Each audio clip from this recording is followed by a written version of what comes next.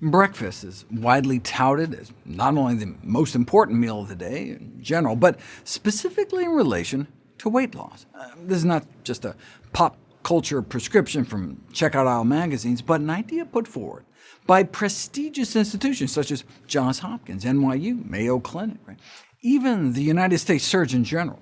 Want to trim your waist? Read a headline, American Dietetic Association, try eating breakfast, referring to breakfast as perhaps the best-kept weight-trimming secret. But is it true? The Duke School of Medicine's health newsletter was skeptical. It's always been billed as the most important meal of the day, until now. While it's widely presumed that eating breakfast protects against obesity, the belief is held up as a poster child of biased distortion of the scientific record. No one can argue that there isn't an association between body weight and breakfast. Studies have shown that obesity and breakfast skipping tend to go together beyond a shadow of a doubt. In fact, gratuitously so. By 1998, we already had what might be considered strong evidence of an association between breakfast skipping and obesity, but researchers continued to repeat such studies to the point of ridiculousness. This meta-analysis found that by 2011, the combined p-value had reached 10 to the negative 42. OK, what does that mean? Why is that ridiculous? In science, p-value refers to the chance of getting a result that extreme if, in fact, there really was no such effect. How small a chance is 10 to the negative 42? This is how small that number is. In other words, the probability that the association between obesity and breakfast skipping was just a fluke is less than the chances of winning the lottery not once, but 5 times in a row, and then subsequently getting struck and killed by lightning. OK, so the association between breakfast skipping and obesity is indeed beyond question. We know the association is true.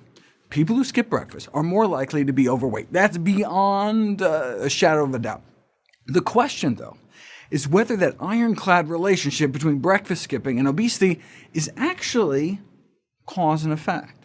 To illustrate the difference between correlation and causation, let me share an example of the manipulation of science by the candy industry.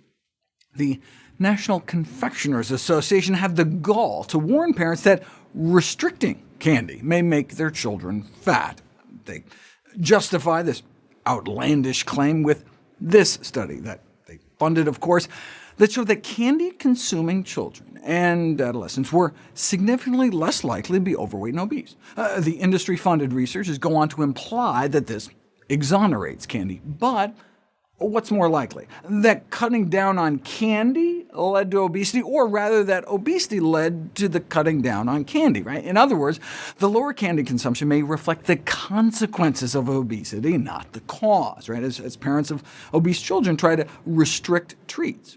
Similarly, the finding that those who skip breakfast tend to be heavier is equivalent to saying that those who are heavier tend to skip breakfast, right? It doesn't seem to be more likely that overweight individuals might just be skipping breakfast in an effort to eat less, rather than eating fewer meals somehow leading to weight gain. Now it's possible that skipping breakfast could slow your metabolism or cause you to overeat so much later in the day that you gain weight, but you can't know for sure until you put it to the test.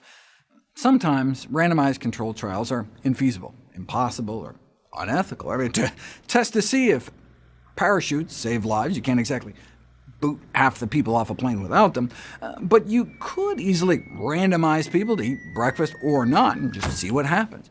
And it turns out eating breakfast does not seem to affect your metabolism rate or sufficiently suppress your appetite. Most studies, 95%, found that eating breakfast tends to lead to the same or greater caloric intake over the day. Even when people ate more at lunch after skipping breakfast, they didn't tend to eat an entire breakfast worth of calories more, and so ended up eating fewer calories overall. For example, feed people about a 500-calorie breakfast, and at lunch they may eat about 150 calories less than those randomized to skip breakfast, but they would still end up with about a 350-calorie surplus over the breakfast skippers. Does this then translate into weight gain over time? Researchers at Brigham Young University randomized 49 women who habitually skip breakfast to either start eating breakfast or continue skipping. If breakfast somehow magically leads to weight loss, then the newly eating breakfast group should benefit. But no, compared to those who continued to skip breakfast, adding the extra meal led to hundreds more daily calories consumed and nearly a half a pound of weight gain a week. If you already eat breakfast and start skipping it, will you lose weight? We'll find out next.